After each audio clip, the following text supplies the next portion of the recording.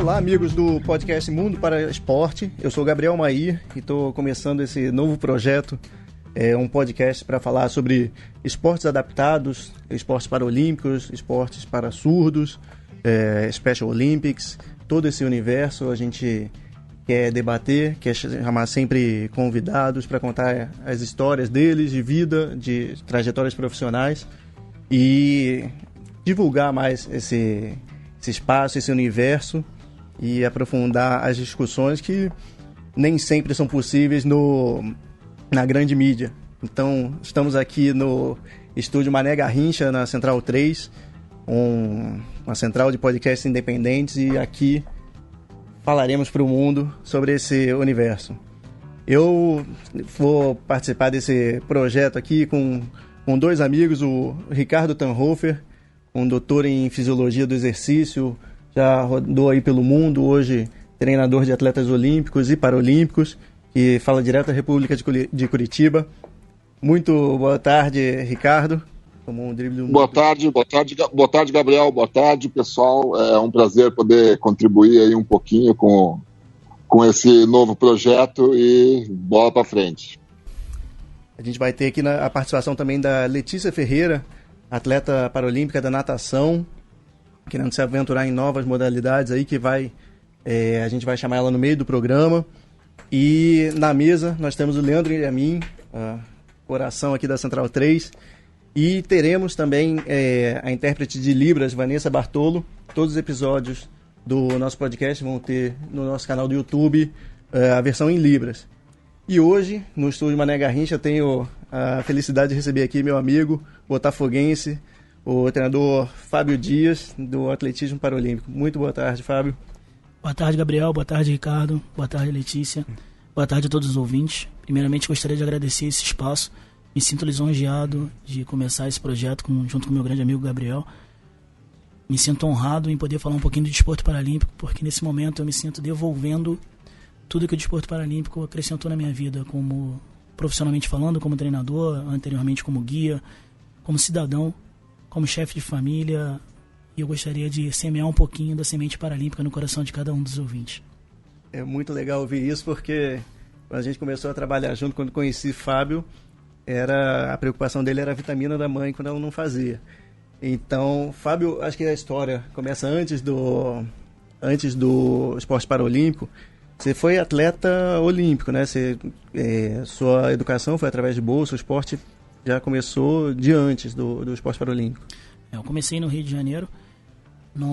Tive a honra de começar com a professora Edileusimar Medeiros, dentro da Universidade Castelo Branco. Fui bolsista no 2º grau, fui bolsista na faculdade, fiz 2 especializações através de bolsa. E o esporte somou muito na minha vida. E hoje eu vejo projetos iniciando com grande possibilidade de somar muito na vida de outras pessoas. Depende muito do interesse de cada um, mas as portas estão cada vez se abrindo. A evolução ela é gradativa e nós ainda estamos no meio do caminho, mas vamos render muito futuramente, certamente. E essa bolsa teve atletismo, teve o handball também? Eu fui atleta do atletismo no Fluminense e em alguns outros clubes do Rio de Janeiro. Apesar de ser botafoguense, competi em todos os clubes, menos no Botafogo. Isso é uma mágoa que eu tenho no coração. Também fui atleta do handball, esporte que eu tenho muito apreço e até hoje tenho muito carinho. Mas o atletismo, o esporte mãe, me levou e graças a Deus aceitei o convite do atletismo e vivo do atletismo até hoje. Então, como que foi? Você do atletismo teve essa bolsa toda, acho que foi onde você desenvolveu mais de conseguir resultados e espaço. E aí, como sair do universo olímpico com os grandes clubes, quer dizer, os pequenos clubes que não são o Botafogo, e de repente chegar no universo paralímpico, como que foi essa transição? O que aconteceu? Eu, na minha trajetória como atleta, consegui me sagrar vice-campeão brasileiro, tive alguns campeonatos universitários onde eu fui campeão, e em um momento eu fui para um clube chamado Gresep Mangueira, onde eu conheci meu grande mestre Nelson Rocha, e no nosso grupo tinham 3 atletas paralímpicos treinando. Adria Santos, multicampeã, Zezé, que já tinha ido para algumas Paralimpíadas e já era medalhista paralímpica, e um menino que estava começando chamado Hilário Moreira Neto. Começando, maneira de dizer, porque ele já era campeão brasileiro. Um certo dia eu falei pro guia dele, Marcos Távora, que eu tinha vontade de trabalhar como atleta guia. No dia seguinte ele me surpreendeu após o treino, falando que ele tinha um atleta para me apresentar. E já era o Hilário. Isso no ano de 2003. No ano de 2004 nós tivemos a honra de representar o Brasil na Paralimpíada de Atenas. No ano de 2004 o Hilário me apresentou ao Instituto Benjamin Constant, onde eu comecei um estágio como um projeto de amigos da escola. Lá eu conheci grandes profissionais, tive o prazer de fazer amigos, que depois nós fundamos uma ONG, que é meu maior orgulho, chamada Uressa Esporte e Cultura. Em 2008 eu fui para a minha segunda Paralimpíada como guia, já como guia do Felipe de Souza Gomes, guia e treinador do Felipe de Souza Gomes. Em 2012 eu fui para a minha terceira Paralimpíada, guiando a Júlia Carol. Mas vamos voltar, senão a gente não tem problema, que tem muita história aí. Primeiro, Nelson não era um treinador qualquer, né? Você falou qual a história, assim, acho que dessa trajetória sempre teve gente muito boa por perto, né? Quem é o Nelson? Nelson Rocha, para mim, é um dos maiores educadores que existe no Brasil. Um dos melhores treinadores de velocidade que eu tive o prazer de trabalhar e conheci. Até hoje, todas as vezes que ele está olhando meu treino, eu devo confessar que me sinto nervoso, porque o cara sabe muito. Atleta olímpico, medalhista no Revezamento das Américas, pai da campeã Evelyn Carolina, atleta olímpica também. E é uma pessoa que abre muitas portas, que recupera muitas pessoas. É um paizão que o atletismo brasileiro tem. E o Nelsinho revelou nada mais nada menos do que a Adria Rocha. Nas mãos dele ela foi medalhista paralímpica em Sydney. Também a Zezé, na mão do Nelson Rocha, foi medalhista paralímpica em Sydney. E o Hilário Moreira, que foi o primeiro atleta cego brasileiro a ficar entre os 5 melhores do mundo em uma Paralimpíada. Você estava falando, então, esse momento, 2004, você chegando no Benjamin Constant, começando com o Hilário, você falou que foi um dos marcos pro esporte paralímpico aqui no Brasil, na sua concepção, a gente estava conversando antes. Em 2004, a mídia abriu os olhos para o desporto paralímpico, podemos dizer assim. Nós não tínhamos noção do que estava acontecendo no Brasil enquanto estávamos lá em Atenas, e quando nós chegamos, nós fomos altamente recebidos. Foi um projeto de divulgação excelente, e enquanto nós entrávamos em palestra, falando para 20 pessoas, os grandes canais televisivos falaram para milhares e milhares de pessoas. E isso foi um boom aqui no Brasil. Teve muito atleta convencional descobrindo que era paralímpico ali, e podendo buscar instituições especializadas para poder desenvolver o seu talento. Então, para mim, na minha concepção, foi o primeiro grande momento do desporto paralímpico brasileiro. Foi reconhecido de verdade no Brasil. Já era uma grande potência lá fora, mas muitos brasileiros não sabiam dos talentos que nós tínhamos aqui dentro. Entendi. Ô, Ricardo. Diga lá. Então, e aí você, com a sua vivência... Ricardo, na apresentação, às vezes é um detalhe... Ricardo foi atleta também do rugby em cadeira de rodas, uma participação muito breve, mas você nessa trajetória de 2004 já tinha algum contato aí com esse universo? Como que você viu esse momento e como que isso dialoga aí com essa trajetória do Fábio? Pois é, então, o Fábio estava contando aí, né, de toda desse início de trajetória dele, das viagens, né, das oportunidades que ele teve. Eu gostaria de perguntar para o Fábio o que ele acha do real impacto que tem, por exemplo, a visibilidade, quando a população brasileira, quando está tendo uma Paralimpíada, Jogos Paradesportivos, para Pan-Americanos, qual é o real impacto para a população brasileira? Eu digo dos andantes, dos videntes e assim por diante. O que você acha? Existe uma real aproximação das pessoas com deficiência e da população em geral? Sim, isso ficou muito evidente em 2007. Ricardo, no Pan-Americano do Rio de Janeiro, foi algo maravilhoso olhar para a arquibancada e ver tantas pessoas ali. E não eram só amigos, eram pessoas que estavam buscando o desporto paralímpico para conhecer. Primeiro que nós somos um país que está um pouquinho carente de grandes ídolos, né? E nós temos boas histórias no desporto paralímpico. Não só histórias de superação, mas histórias de pessoas que buscaram aquilo, já tinham uma vida consolidada, formados, estudantes. Nós temos, no Rio de Janeiro mesmo, nós tivemos um atleta vice-campeão paralímpico no goalball chamado Felipe Silvestre, que ele era advogado e empresário e ainda fazia o goalball em alto rendimento. Então não são só histórias de superação que o Paralímpico tinha para vender. E isso mostra muito a aproximação do povo, foi muito em cima disso. E você poder ver isso ali na arquibancada, senti isso. Lá na Aurece nós tivemos a busca, eu tinha em 2007 uma turma de 6 atletas. Depois do PAN nós tivemos uma turma de 30 atletas. Eu andava na rua e o pessoal perguntando, pô, era você o menino que eu vi no esporte? Onde é que eu levo? Tem um vizinho que estava querendo iniciar, e mostrou que o para-atleta, né, o atleta portador de uma deficiência, ele tinha muito para vender e muito para dar. E essa aproximação se tornou real da pessoa não deficiente, né, vamos colocar o convencional, e alguns clubes convencionais também abriram as portas para os atletas, os para-atletas, o que foi muito importante e está junto ao nosso crescimento aí. Então, acho que em 2004 a gente pela primeira vez o Brasil viu o Paralímpico e em 2007 viveu aqui. Eu costumo falar isso, em 2004 a gente viu, em 2007 a gente sentiu, se fez parte. Deixou de ser teve um boom que eu chamo em 2007, que deixou de ser o atleta paralímpico e tornou o atleta brasileiro cego, o atleta brasileiro cadeirante. Isso mudou muito, deixou de ter a primeira palavra para depois ser, ela se tornou secundária, se tornou o atleta brasileiro. O Brasil sentiu e vestiu a camisa do paradesporto. Isso foi muito interessante pra gente.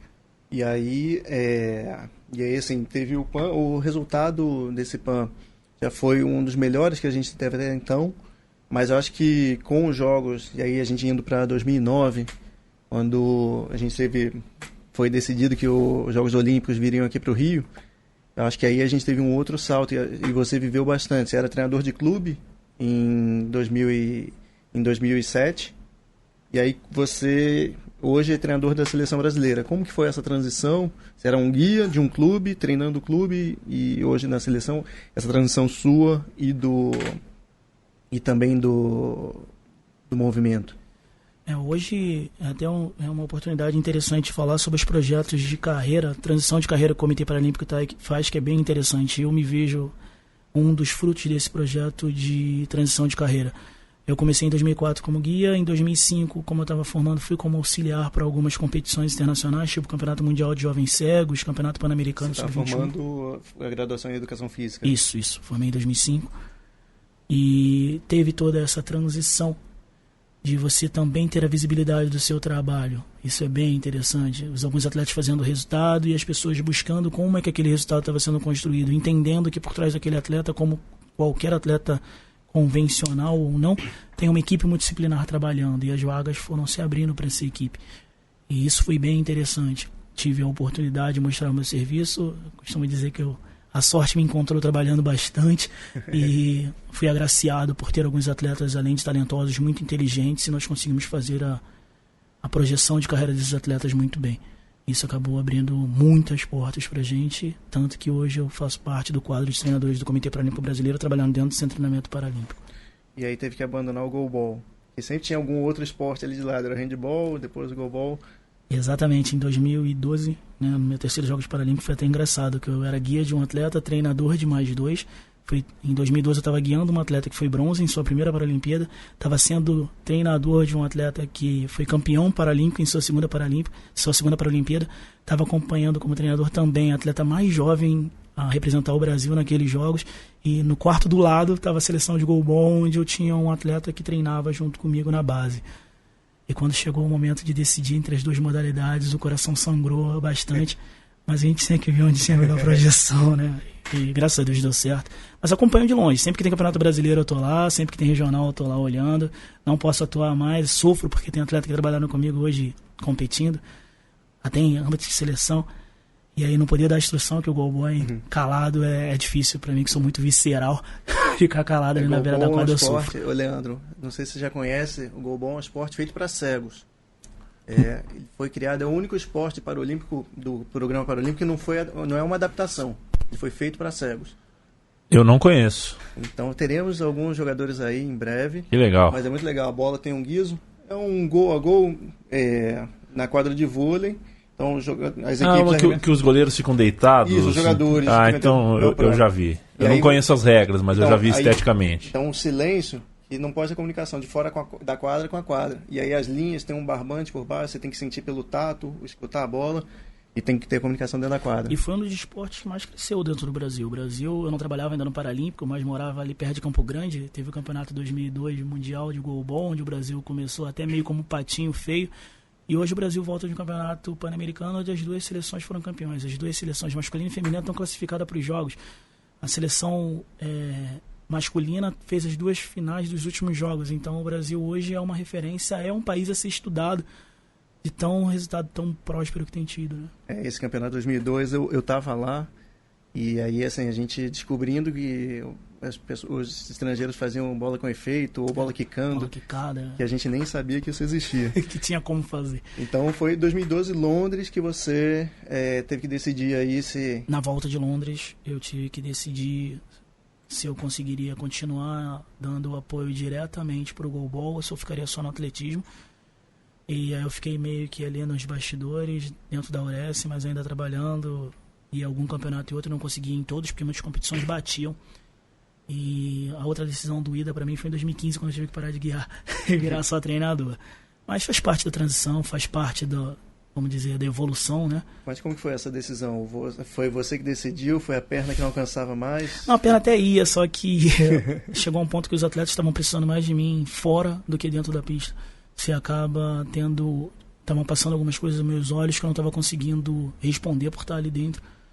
E a atleta que eu estava acompanhando já era uma realidade, então a gente já podia passar o bastão à frente. Quem era a atleta? A Júlia, que hoje acabou de ser campeã pan-americana, veio para São Paulo também, e que eu adotei lá no início, né? Nós adotamos na URES. Essa é uma história muito bacana, que eu acho que assim, tem muitas histórias que a gente vê assim, do profissional, como você disse, da sorte encontrando.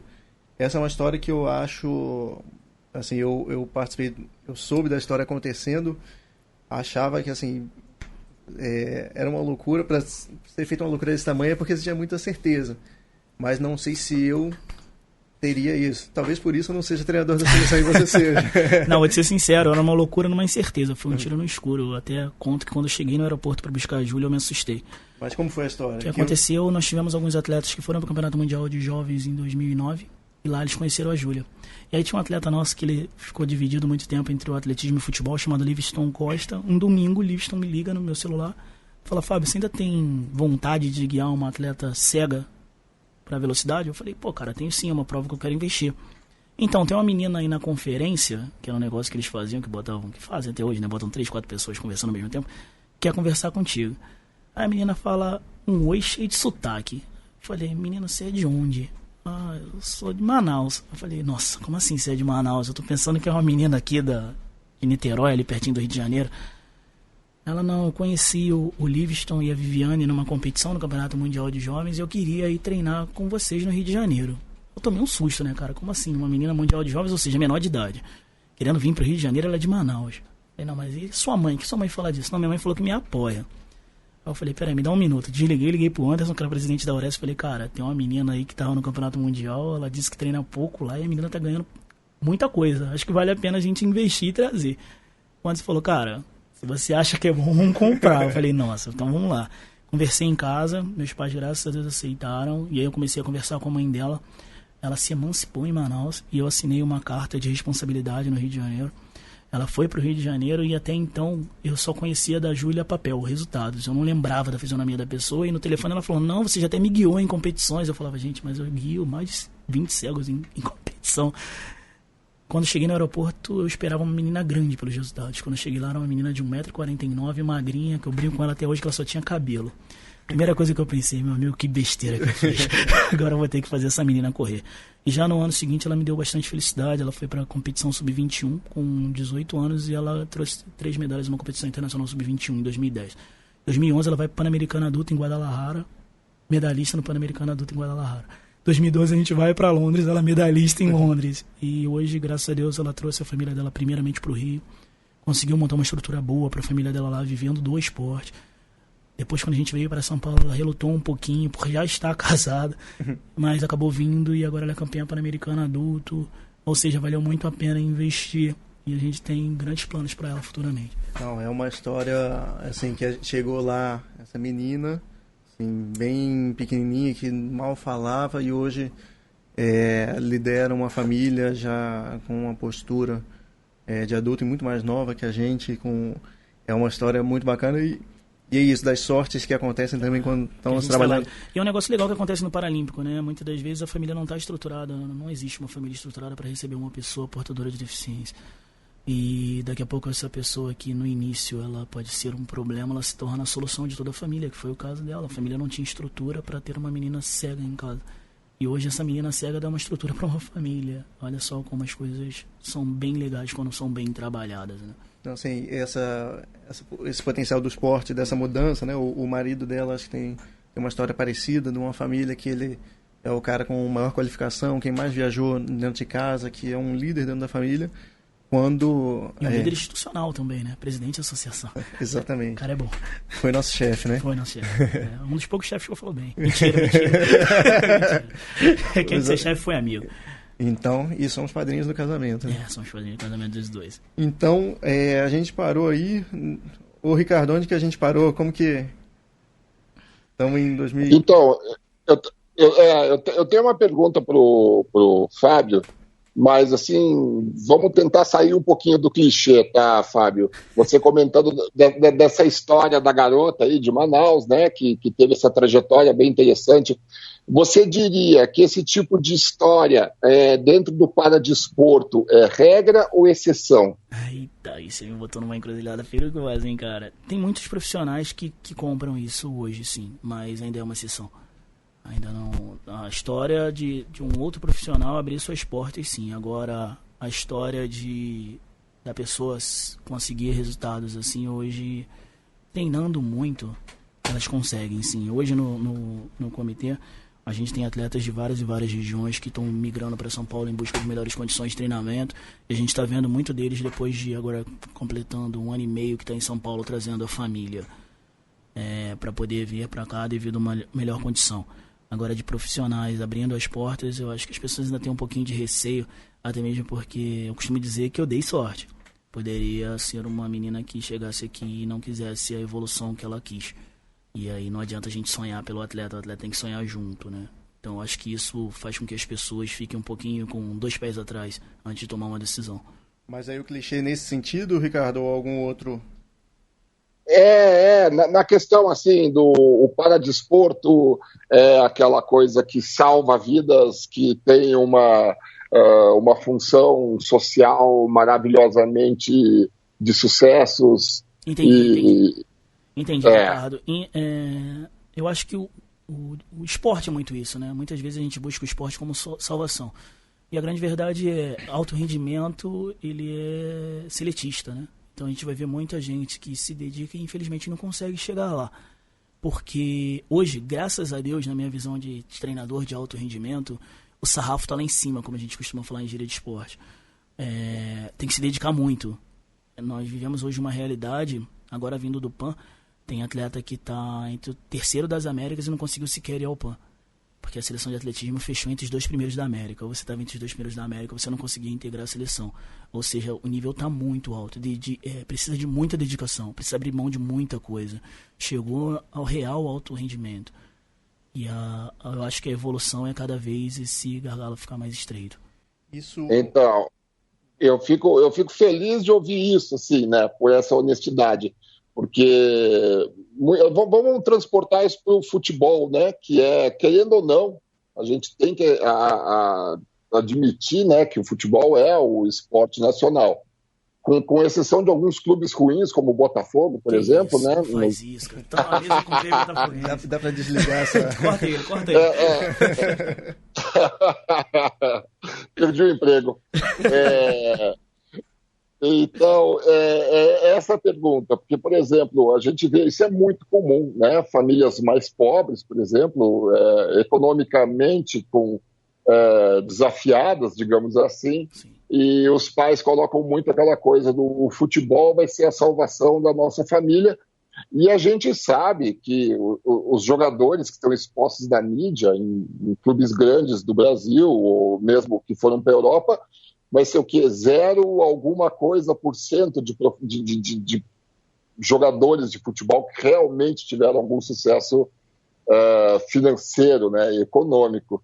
E muita gente também ainda vê transportando isso para o paradesporto eu vejo muita gente vendendo a ideia de que o esporte de rendimento é uma salvação, né, para essa população, mas o buraco é um pouco mais embaixo, ou como você falou, o sarrafo é um pouco mais em cima, né, Fábio? Exatamente, mas uma das coisas que eu bato muito para os nossos atletas lá, hoje eu trabalho com alto rendimento, mas eu já trabalhei, graças a Deus, na iniciação.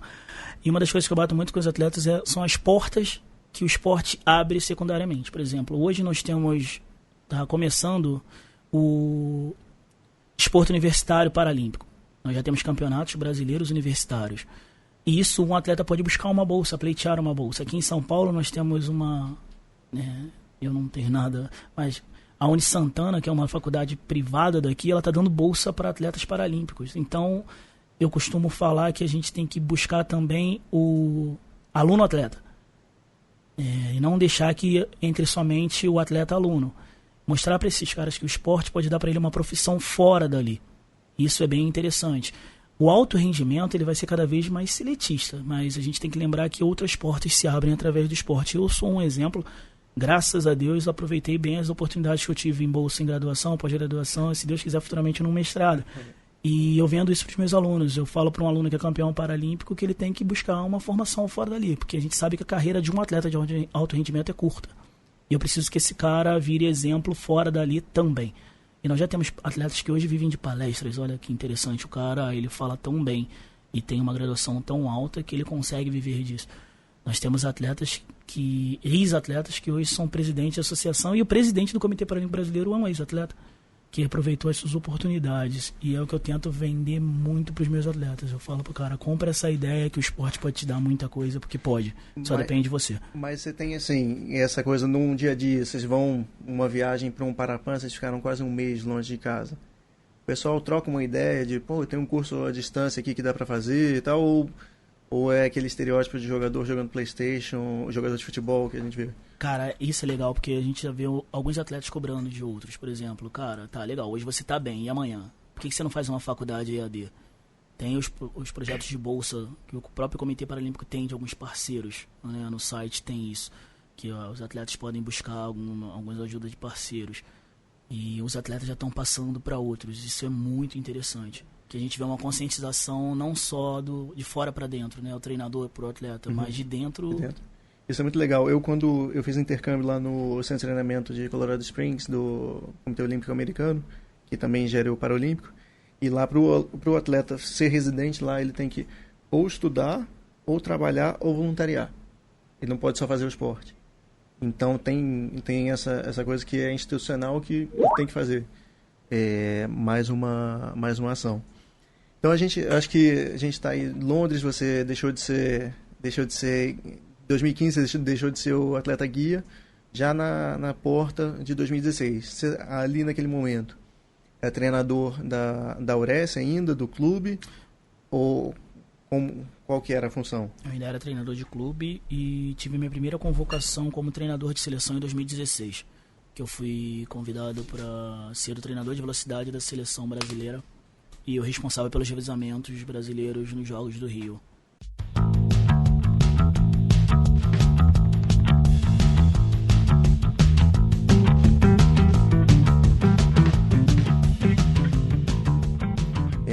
Já vamos fazer um contato aí e vamos receber a Letícia, atleta da natação. Ela teve no Parapan-Americano anterior em Toronto, tô certo? E tem assim, a gente pensou nela participar aqui por toda a trajetória dela, conheceu uma pessoa muito maneira. Ela, além de atleta, é mãe, ela faz várias funções, compra as brigas que tem que comprar, e eu acho que esse pensamento crítico, eu acho que daqui da minha posição é muito fácil. Eu já estava comprando a tua ideia do esporte inspirador, então tendo o Ricardo, tendo a Letícia que vão na canela, acho que esse programa fica melhor. Então, Letícia, muito bem-vinda. Boa tarde. Oi, obrigada. Boa noite, gente. Boa noite. Desculpa o atraso, mas eu estava cuidando da cria, de casa, de tudo. Agora eu vou ter um tempo para falar. Como é que tá o papo aí de vocês? A gente já tá em 2015 aqui. A gente veio falando da trajetória toda do Fábio. Estamos aqui em 2015, ele deixando de treinar o goalball e aí virando treinador de revezamento de algumas seleções, se preparando para os jogos de 2016. E aí, antes da gente continuar, a gente tem que mandar um beijo muito especial para Clarice, que é a filha da Letícia, que muitas vezes vai aparecer aqui no programa com a gente. Inclusive, ela tá ali falando, mamãe, vou fazer cocô, vocês vão ter que entender, né? Então, mas eu acho que também é importante, acho que foi na Nova Zelândia, Leandro, que foi o primeiro-ministro ou um deputado foi falar, teve um filho recém-nascido e o presidente da Câmara ficou lá com o bebê. Então a gente tá pouco acostumado com pais nessa dupla jornada e mães. Então, assim, Clarice vai ser uma participação especial recorrente aqui nesse programa. Mas, vai ter. Então, 2016, como foi, assim, comparando com o PAN, você falou que o pessoal sentiu aqui no Brasil em 2007, mas acho que o esporte paralímpico brasileiro já estava muito mais estruturado em 2016. Como foi essa... Em 2016, cara, aconteceu... Eu fui mala, sabe? Aquele cara marrentão. Nós estávamos saímos da vila e fomos pro Engenhão. E eu estava do lado dos cubanos, eu me dou muito bem com a Miriam, que é a responsável por Cuba, a treinadora da atleta paralímpica mais rápida da história, Mara Durants. E quando nós chegamos no Engenhão, tinha uma fila gigantesca para entrar, a galera gritando Brasil, uma festa tremenda. Ela me olhou assim, com os olhos arregalados, eu lancei para ela, é minha cidade. Aqui a gente é assim. Se prepara que aqui o negócio é tenso. E é exatamente isso, a galera vestiu a camisa. Era até meio complicado, eu carioca da gema, graças a Deus, a galera me ligando, pedindo ingresso. Eu tinha ingresso pra todo mundo e a galera correndo atrás, porque foi muito legal. Foi muito legal, às vezes a gente tinha que fugir um pouquinho da área de treinadores pra ir dar um abraço, tirar uma foto na arquibancada, que a galera reconheceu, comprou e foi pra dentro mesmo, todo mundo brasileiro. Outro momento pra mim que foi muito marcante. Foi quando uma atleta nossa foi campeã, uma atleta do Brasil, Shirlene, do lançamento de dardo. Ela estava sendo campeã paralímpica pela terceira vez. E eu tive com ela em 2 Paralimpíadas antes daquela. Foi a primeira vez que eu vi a Shirlene chorando no pódio. Até se ela escutar, Shirlene, desculpa revelar pra galera aí. Porque no final, a galera cantando e na capela foi arrepiador. Sim, e certamente na cabeça dela tava pensando, nossa, todo o meu sacrifício valeu a pena. Isso é só... Em 2016. 2016, mais uma referência importante, Engenhão, estádio do lógico. Do Botafogo. É sempre tradição, bom voltar, né, cara? Tradição, assim, é clube de verdade.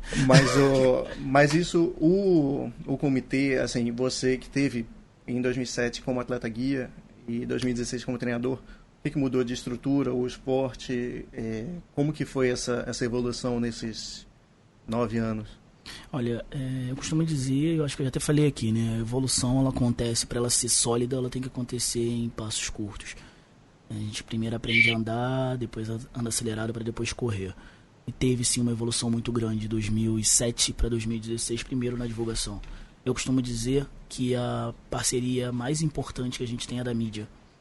Porque uma coisa é o nosso boca a boca e outra coisa é o boca a boca da mídia, que é gigante. A boca da mídia, ela é espetacular.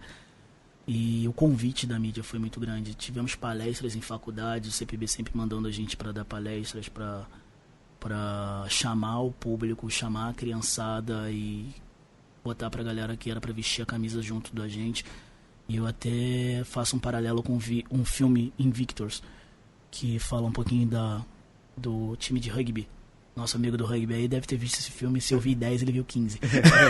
Na Copa do Mundo que teve na África do Sul. E a galera fazia, os jogadores eles iam de comunidade em comunidade falando, convidando a galera a vestir a camisa deles, né? E eu acho que foi bem dentro disso. A galera do Rio e de outros estados, a gente fez bastante divulgação dos jogos, sempre com um sorriso no rosto, mesmo cansado de treinamento, sabendo que tinha que ter uma responsabilidade muito grande, porque nós iríamos vender a ideia que o povo ia levar. A gente espera que leve por muitos e muitos anos. Então a responsabilidade de ganhar em casa era muito grande.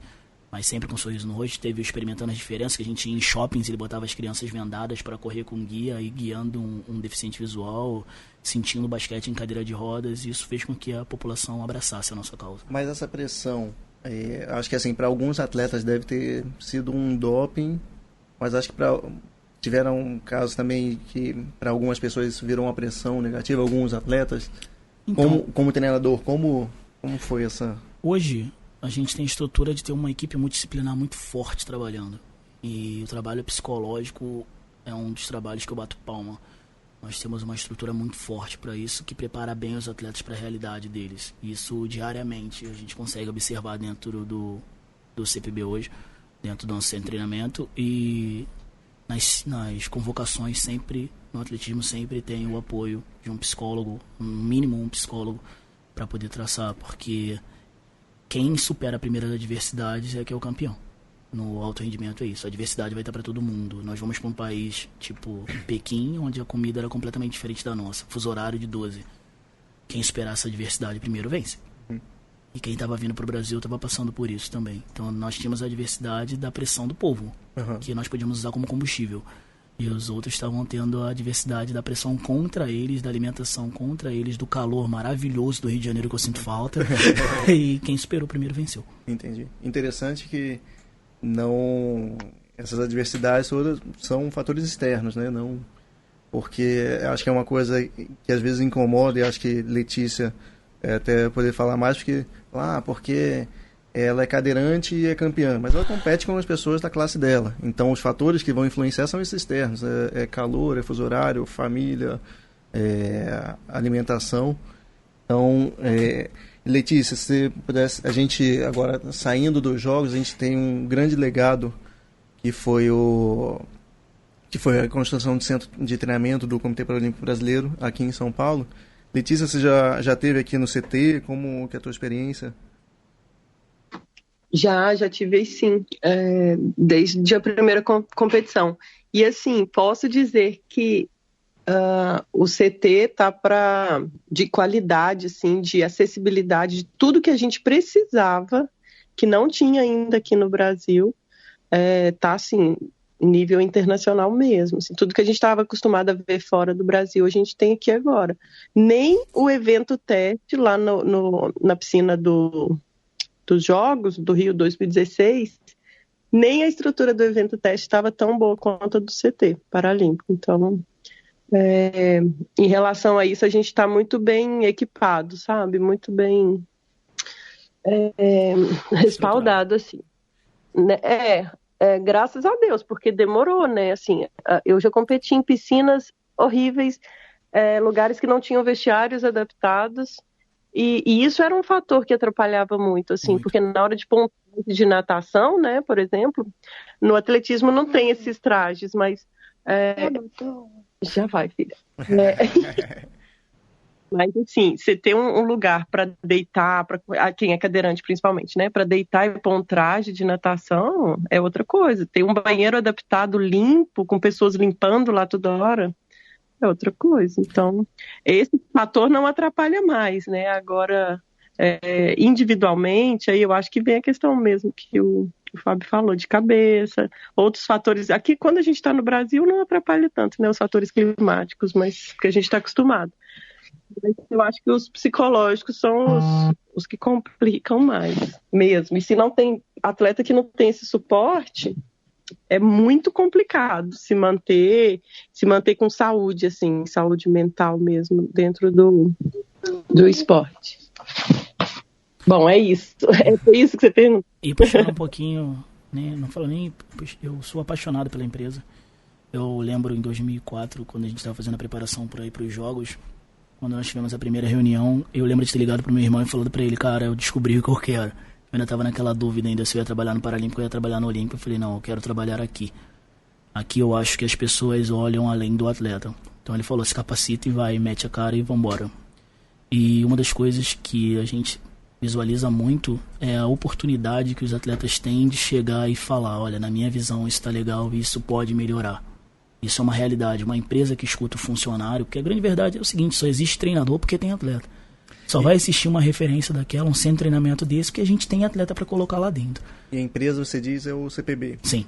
O Comitê Paralímpico. O Comitê Paralímpico Brasileiro evoluiu muito e é difícil. Eu tive a oportunidade de conhecer alguns centros de treinamentos muito bons. Na França, na Inglaterra, Mas um centro de treinamento bom, que abriga tantas modalidades ao mesmo tempo, eu não conheci nenhum.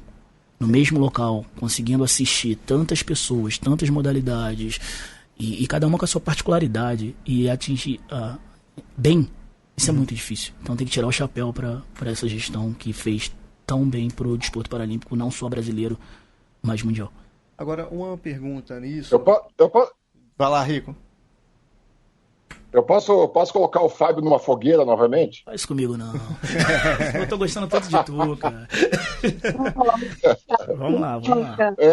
Fábio, é o seguinte, né?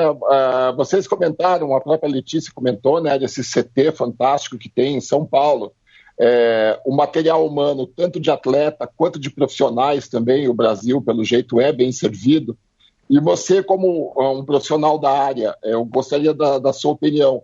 O que a ciência nacional tem feito, tem produzido em prol do paradesporto? Cara, você não me botou numa fogueira não, você abriu uma porta gigantesca para eu agradecer muito esses caras.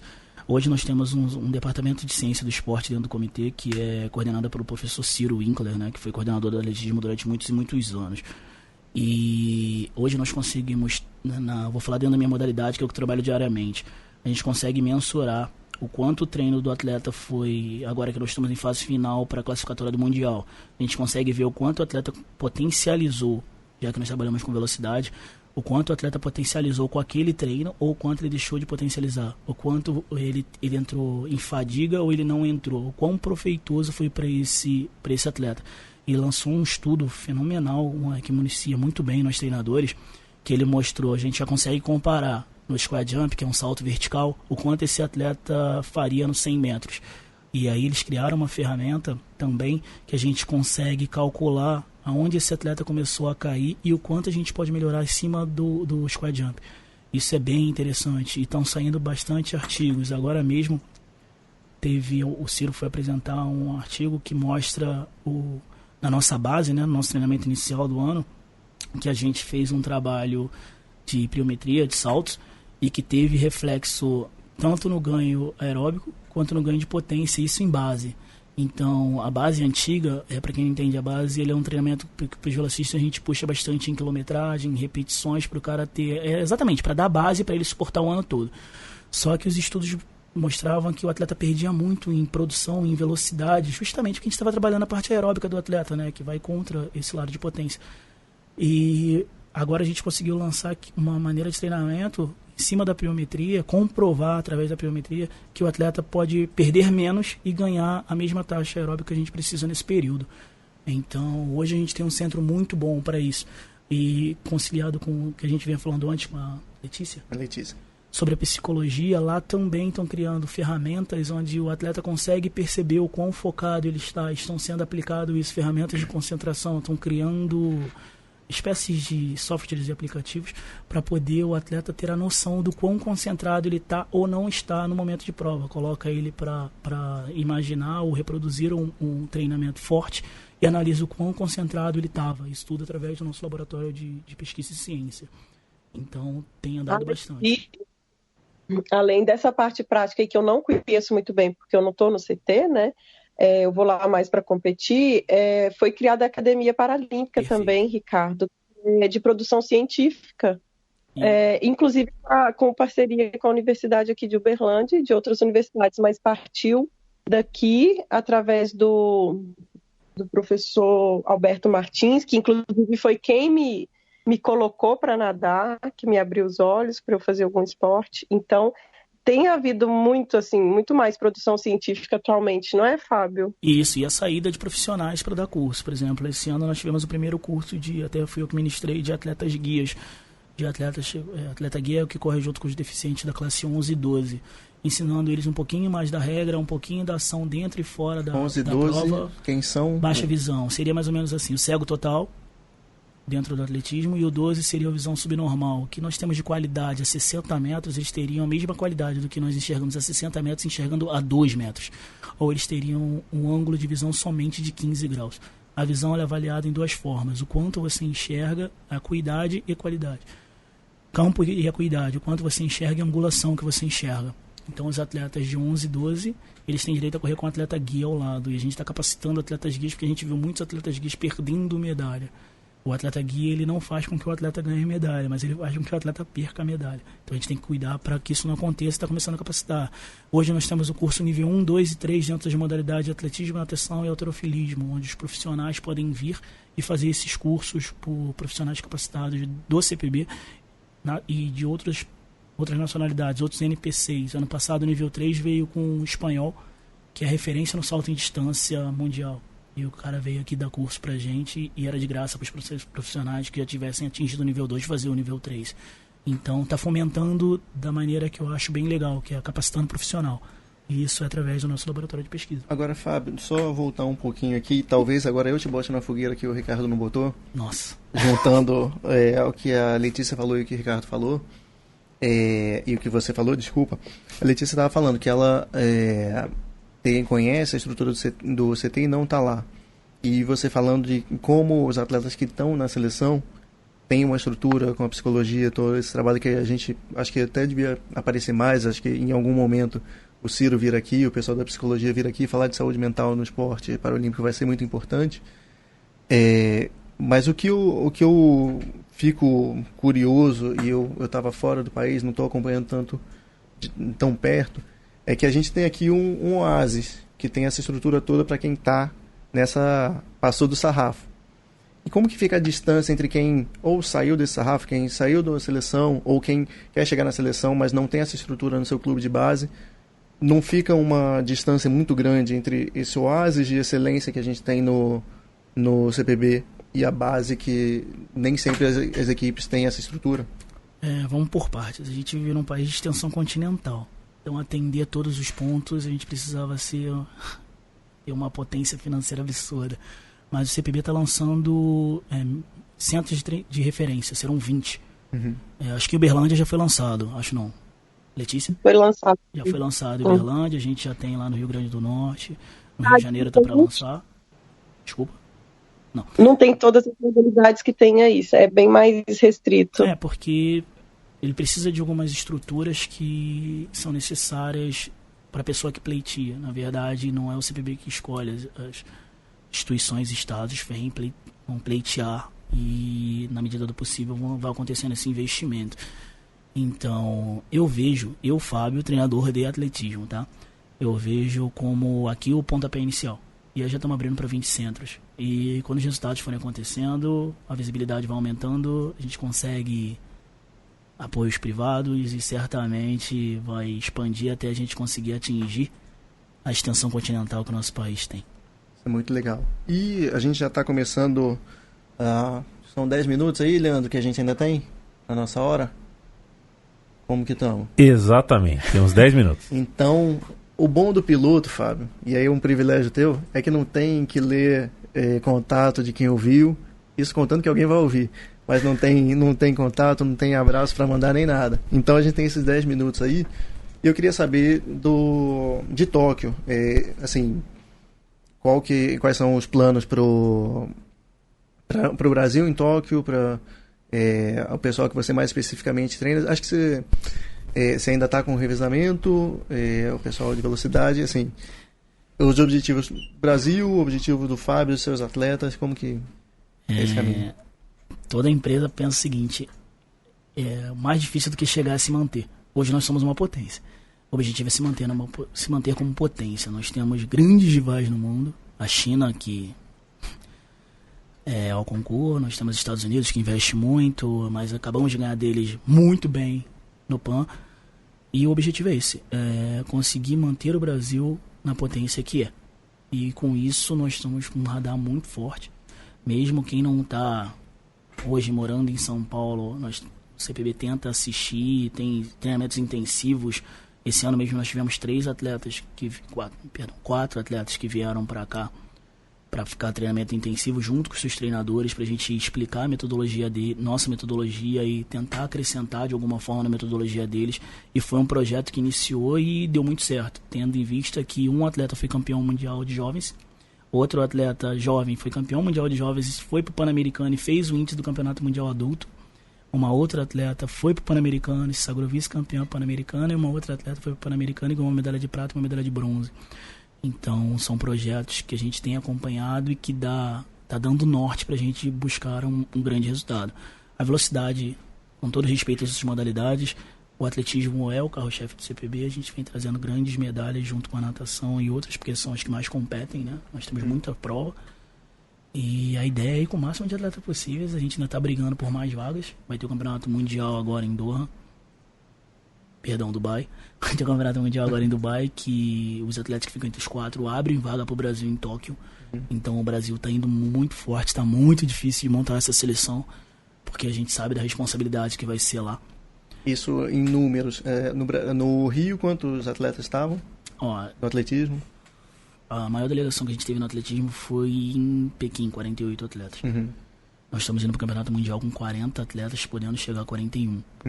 E não é só o Campeonato Mundial que abre vagas. O Brasil foi para o PAN agora com 60 atletas no atletismo. Foi o máximo que o IPC deu de vagas, porque não é o Brasil que leva, o IPC dá a vaga para a gente. Na verdade dá não, reconhece o nosso trabalho e disponibiliza essas vagas em cima do que a gente já trabalhou, que já conquistou. A ideia do Brasil é levar o máximo de atletas possíveis, com maior possibilidade de medalha. Estados Unidos no PAN estava com 60 quanto? também. Com 60 também. E força bem forte. Os Estados Unidos foi bem forte. Isso mostra que a gente está muito bem na foto. Ganhamos dele muito bem. Como que ficou essa metas. Como que ficou esse... O Brasil foi campeão geral. Nós abrimos 7 medalhas de ouro em cima dele, se não me engano. Isso no atletismo? No atletismo, foi campeão geral em tudo. Geral em tudo, sim. A meta era ganhar dos Estados Unidos. Na verdade, a meta era ganhar o Pan-Americano. O nosso maior adversário era os Estados Unidos. E nós conseguimos ainda fazer uma campanha com mais medalhas de ouro do que nós tivemos em Toronto. Que era... O teto era Toronto, agora o teto foi Lima. Porque a gente sabe que vai ter que trabalhar muito para daqui a 4 anos, porque atingiu a meta, dobra a meta. Mas pensando em Tóquio, o trabalho está sendo feito. É difícil garantir medalhas. Sim. Mas a gente vai brigar pelo personal best de cada um. O trabalho está sendo feito para quem for fazer o seu personal best. Honrar a camisa como vem honrando. Mas esse trabalho agora para Doha é a principal competição de vocês do ano? Ou esse foco foi no... Não. A principal competição é o Mundial. É o Mundial porque é o que abre vaga. Entendi. Mas a gente tinha uma responsabilidade porque o Pan-Americano é a segunda maior competição que existe no âmbito paralímpico. Letícia? Ô Fábio, eu não sei se você falou aqui, mas vocês falaram sobre classificação. No atletismo também tem muito problema assim, com classificação. Tipo, a gente chega com uma previsão de medalhas e aí lá na competição, no PAN, que eu sei que aconteceu na natação. No atletismo também acontece isso, de um atleta cair de classe ou subir. Tivemos alguns problemas sim na classificação. A classificação hoje é um assunto muito complicado porque ela está em evolução. E uma evolução muito grande. Tem patologias que elas evoluem e outras que são estagnadas. No atletismo, a classificação de paralisado cerebral ou de amputado de medular, deficiente medular, acidente medular, ela é feita por um médico e um profissional do esporte. E infelizmente nem sempre eles falam a mesma língua. E isso é bem complicado pra gente. A gente sai com um atleta aqui, saímos com um atleta que líder do ranking mundial, chegou lá, ele subiu de classe e conseguiu um bronze. Isso porque o cara é muito bom, mas você via que os outros tinham muito mais movimentos do que eles. Eu acho, e acredito, eu acho e espero que eles vão chegar num consenso e vão falar a mesma língua. Eu vejo muitas coisas sendo feitas para isso. E o problema é que, enquanto está a evolução, alguns atletas pagam, infelizmente, por isso. A gente fica muito triste. O Comitê Paralímpico eu vejo reclamando muito, com razão. Nossa, se você... A gente é atleta, é horrível passar por isso. Porque eu no PAN de 2020 me subiram de classe, nadei na classe S6 e eu sou lesada medular e tipo, não tem nada de movimento de perna. Foi uma mega frustração. A gente até fala, eu até perguntei, eu acompanhei uma classificação agora no PAN e eu perguntei para uma classificadora como é que se faz para reconstruir medula, porque se eles estão dizendo que o atleta tem movimento, é meio complicado de entender. Mas, infelizmente, é a área deles, né? Eu acho que isso por si só é um programa ou vários programas, né? Pra gente falar de classificação. Eu brigo muito pelo meu atleta sempre. E quando eu estou representando o Brasil, todos são meus atletas. Eu, às vezes, até brigo sem razão. Assim, eu sei que eu vou perder, mas eu vou brigar porque é o meu atleta, sabe? Eu sou botafoguense, né? Eu sou botafoguense. Infelizmente, eles estão numa evolução. A gente tem que sangrar respirar e voltar a lutar, esperando que eles tenham uma conscientização de que estão errados. Em alguns momentos a gente tem que entender que eles estão certos, né? Mas é gradativo, é lamentável e gradativo. Então, também sei isso, né? Mas, Fábio, então agora para cravar, quantas vagas e quantas medalhas na Paralimpíada de 2020 no Japão? Nós estamos indo para Dubai, eu sempre falo Doha, mas é Dubai. Nós estamos indo para Dubai com 40 atletas. Sim. Espero faça um bom resultado lá pra gente levar o máximo de atletas possíveis. O que eu consigo falar é, os caras estão sofrendo muito. Os atletas estão sofrendo, estão treinando, estão lutando, estão abrindo mão de muita coisa. A vida do atleta não é só treinamento. A Letícia e o Ricardo estão aí que não me deixam mentir. A gente abre mão de muitos momentos importantes com a família. Eu em 2016, na preparação dos jogos, para eu poder passar o aniversário da minha atual esposa, ela veio ficar em São Paulo comigo. Senão a gente não passaria juntos. Hoje mesmo é meu aniversário de namoro, que a minha esposa comemora o aniversário de namoro. Mas eu vim pra cá pra poder falar um pouquinho do que eu amo, e ela, minha parceira, entende que isso é importante pra evolução daquilo que é o meu segundo amor, ela é o primeiro. Então a gente abre mão de muita coisa. E os atletas estão fazendo bem o trabalho de casa pra poder fazer o resultado. O que a gente brinca cobrando eles é a história do... Eu sou fanático por desenho, né? E no Homem-Aranha, o tio Ben fala pra ele: grandes poderes, grande responsabilidade. Toda vez que pega uma seleção, muita gente boa ficou, porque ele tá naquela vaga. Então ele tem a responsabilidade de nadar, correr, lutar, jogar por ele e por quem ficou.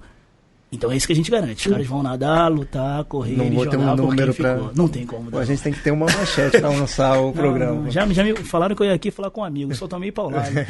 Ricardo, você que é das pauladas, então, considerações finais aí.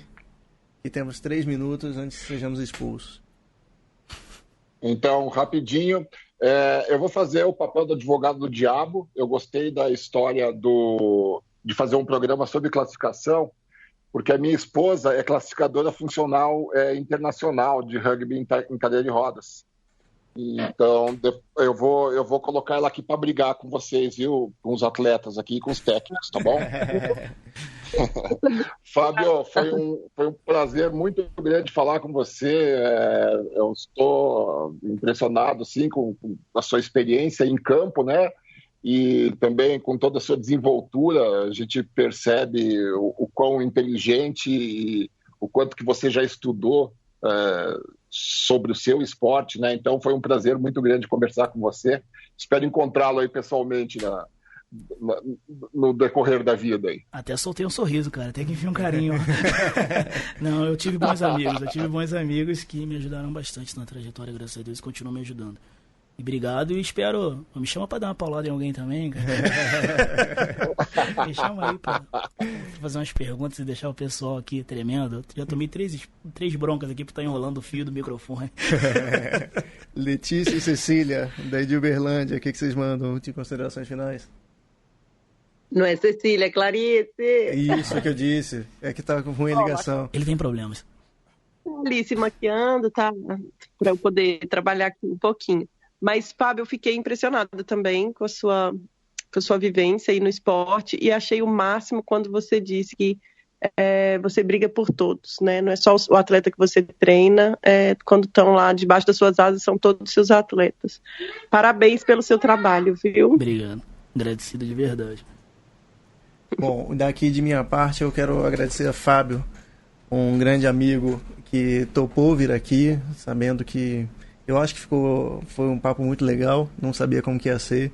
Agradecer ao Leandro, principalmente, por abrir a porta da casa aqui, que eu literalmente bati na porta no fim de uma gravação aqui, falei, tô com uma ideia, ouço aqui os programas da casa, tô com uma ideia de fazer um programa, e ele topou essa loucura. Eu não sou jornalista, nunca fiz um podcast, tenho uma péssima dicção, mas às vezes a sorte bate aí, e às vezes é um pouco cara de pau, e estamos aqui, estava saindo aqui, encontrei o Matias do Xadrez Verbal, que foi o programa que me fez conhecer a casa, Central 3, então aqui já encontrei o Trajano, e enfim, poder bater papo aqui, é um prazer para a gente estar aqui na Central 3, muito obrigado, Leandro. Valeu você, Gabriel, você falou literalmente, você bateu aqui na porta, né? A gente fica aqui no fundo de uma galeria, sem muito glamour, mas o lugar está aberto já há 6 anos e meio. Uma das nossas maiores... Ninguém ficou rico aqui, tá? Em 6 anos e meio de produção, comunicação independente, mas um dos nossos maiores orgulhos nesse tempo é que em mais de 6 anos a gente não abriu o microfone para ninguém que fizesse mau uso, né, desse microfone. A gente não precisou lidar com nenhuma declaração pública escrota, preconceituosa, debochada com qualquer tipo de classe social ou de tipo de estilo de vida ou de pessoa. Isso a gente se orgulha muito. E pouco importa, viu, Gabriel? Não é o caso da sua dicção é boa, mas isso pouco importa o como a gente fala. A gente está aqui sempre para abrir o microfone para quem tem o que falar, e o projeto que você apresentou para a gente aqui é fundamental que tenha microfones abertos, e a tendência é que cada vez mais microfones se abram para essa pauta. Obrigado, Leandro. Eu vou mostrar para minha mãe, que é quem mais critica a minha dicção, a dona Mônica. Agradecer mais uma vez o Fábio, a Helena, que te emprestou nesse aniversário de casamento. Nem quero ver quantas mensagens ela já mandou. Mas muito feliz. Agora eu vou falar como mulher. Você passa jus a essa liberação que ela te deu, você comemora direitinho. Rapaz, olha, a menina é brava. E pior, eu cheguei do PAN no dia do aniversário dela e fui da treina. Então, com essa, a gente tem que liberar o Fábio e liberar o estúdio. Muito obrigado a todos. Vamos despedir, porque ele vai apanhar. Obrigada, menino. Tchau, eu que agradeço. Tchau, Prazer imenso participar.